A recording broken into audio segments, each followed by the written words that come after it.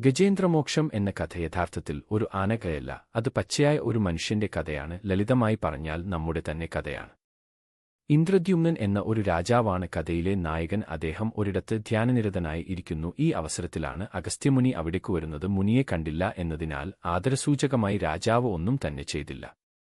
ഇതു അഗസ്ത്യനെ ക്ഷുഭിതനാക്കി. നീ ഒരു ആനയായി ഏറെക്കാലം ജീവിക്കുകയെന്നു ശപിക്കുകയും ചെയ്തു. ശാപമോക്ഷമെന്നോണം അഗസ്ത്യ മഹർഷി പിന്നീട് അരുളി ചെയ്തു, വിഷ്ണുവിനെ ധ്യാനിച്ച് പിന്നീട് മോക്ഷപ്രാപ്തിയിലേക്ക് ഉയരും എന്നതിനാൽ അനുഭവിക്കേണ്ടത് അനുഭവിച്ചു തീർക്കുക. സ്വന്തം മാനസിക മണ്ഡലത്തിൽ നാം എല്ലാം രാജാക്കന്മാരാണ്. നമ്മുടെ ലോകത്ത് നാം യഥേഷ്ടം വിഹരിക്കുന്നു. മഹാന്മാരായ വ്യക്തികളെ നമുക്ക് തിരിച്ചറിയാൻ കഴിയുന്നില്ല. നമ്മുടെ ധ്യാനരഹസ്യം എന്തുതന്നെയായാലും ശീശ്വരന്മാരെ നമുക്ക് ആദരിക്കാൻ കഴിയണം. ഇന്ദ്രദ്യുമ്നൻ ഒരു ആനയായി വനത്തിൽ വിഹരിക്കാൻ തുടങ്ങി. തന്റേടിയായ ഗജേന്ദ്രൻ കാട് കുലുക്കി നടന്നു. ഒരു ആനയ്ക്ക് ആരെയാണ് ഭയപ്പെടാനുള്ളത്? സഹായികളായി വേറെയും ആനകൾ.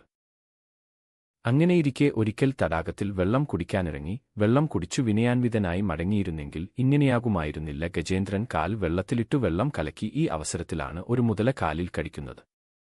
തുടക്കത്തിൽ എത്രയോ നിസ്സാരമായി ഒരു കാര്യമായിട്ടാണ് ഗജേന്ദ്രൻ തോന്നിയത്. ഗജേന്ദ്രനായ തന്റെ മുമ്പിൽ ഒരു മുതലയ്ക്ക് എന്ത് പ്രസക്തിയാണുള്ളത്? തനിക്കുവേണ്ടി ജീവൻ ബലിയർപ്പിക്കാൻ വേറെയും ഗജേന്ദ്രന്മാരുണ്ട്.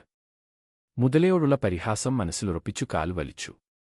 അതോടെ മുതലയുടെ പല്ലുകൾ കാലിൽ കോർത്തു. ഗജേന്ദ്രൻ ക്ഷീണിതനാകുകയാണ്. മുതല ഗജേന്ദ്രനെ വെള്ളത്തിലേക്ക് വലിച്ചുകൊണ്ടുപോകുന്നു. ഈ അവസരത്തിൽ സംഘത്തിൽപ്പെട്ട എല്ലാ ആനകളും ഗജേന്ദ്രനെ സഹായിച്ചുവെങ്കിലും അതൊക്കെ നിഷ്പ്രഭമായി. ആപത്തുവരുന്നത് അപ്രതീക്ഷമായിട്ടാണ്. നിസ്സാരമെന്നു കരുതുന്ന ഒരു തീപ്പൊരിയാണ് ഒരു അഗ്നിയായി മാറുന്നത്. കുറച്ചുനേരം കഴിഞ്ഞപ്പോൾ സഹായികൾ സ്ഥലം വിട്ടു. ഗജേന്ദ്രൻ ഒറ്റക്കായി. ജീവൻമരണ പോരാട്ടം. അതോടെ അഹങ്കാരം നശിച്ചു. ഒരു താമരയെടുത്തു മഹാവിഷ്ണുവിനെ പ്രാർത്ഥിച്ചു അർച്ചന ചെയ്തു. വിഷ്ണു പ്രത്യക്ഷപ്പെടുകയും മുതലയിൽ നിന്നും രക്ഷപ്പെടുത്തുകയും ചെയ്തു. കൂട്ടത്തിൽ മുതലയ്ക്കും കിട്ടി ശാപമോക്ഷം. വളരെ വലിയ ഒരു സന്ദേശമാണ് ഈ കഥ മാനവരാശിക്ക് നൽകുന്നത്. തങ്ങൾ എത്ര ശക്തർ എന്ന് വ്യക്തികളും സമൂഹവും അഹങ്കരിച്ചുകൊണ്ടിരിക്കുന്നു. തനിക്ക് ഒരിക്കലും ആപത്തു വരില്ലെന്നും വരികയാണെങ്കിൽ എളുപ്പത്തിൽ കൈകാര്യം ചെയ്യാമെന്നും കരുതുന്നു. പതനങ്ങളിൽ നിന്നും കരകയറാൻ കഴിയാതെ വരുമ്പോഴാണ് നാം ദൈവത്തെ വിളിക്കുന്നത്. സുദർശനചക്രം നമ്മെ സഹായിക്കുന്നു. നല്ല ദർശനങ്ങൾ എന്നാണ് സുദർശനം എന്നതുകൊണ്ട് ഉദ്ദേശിക്കുന്നത്. ആപത്തു വരുമ്പോൾ ശിവചനങ്ങളാകുന്ന സുദർശനം നമ്മെ സഹായിക്കുന്നു. താമര നല്ലൊരു പ്രതീകമാണ്. ചേറിൽ നിന്നും വെള്ളത്തിലേക്ക് വെള്ളത്തിന്റെ ഉയർച്ചതാഴ്ചക്കനുസരിച്ച് താമര സ്ഥിരപ്രജനഭാവത്തിൽ നിലകൊള്ളുന്നു.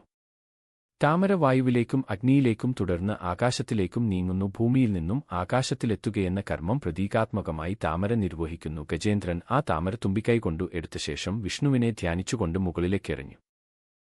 അഹങ്കാരം അസ്തമിക്കുമ്പോൾ ആത്മജ്ഞാനം മുളപൊട്ടുന്നു. അപ്രതീക്ഷമായ വീഴ്ചകൾ സൽബുദ്ധി പ്രദാനം ചെയ്യുന്നു. ഞാൻ ഒരു നിസ്സാരനാണ് എന്ന് ആ നിമിഷങ്ങളിൽ മനസ്സിലാക്കുകയും ചെയ്യുന്നു. ഗജേന്ദ്രമോക്ഷം കഥ ആവർത്തിച്ചു വായിക്കുമ്പോൾ തീർച്ചയായും അതിൻ്റേതായ പരിവർത്തനം നമ്മുടെ മനസ്സിൽ ഉണ്ടാകും. വീഴ്ചകൾക്ക് മുൻപുതന്നെ ഗുണപാഠങ്ങൾ മനസ്സിലാക്കുന്നവർ ഭാഗ്യവാന്മാരാണ്. അതിനായി ഗജേന്ദ്രമോക്ഷം കഥ സൂക്ഷ്മത്തിൽ പഠിച്ച ശേഷം അതിന്റെ ആശയത്തെ ചിന്തയുടെ ആഴങ്ങളിലേക്ക് കൂട്ടിക്കൊണ്ടുപോവുക. പുരാണ വിസ്മയം ചാനൽ സബ്സ്ക്രൈബ് ചെയ്ത് നിങ്ങളും ഞങ്ങളുടെ ഈ ദൈവിക കുടുംബത്തിന്റെ ഭാഗമാകൂ.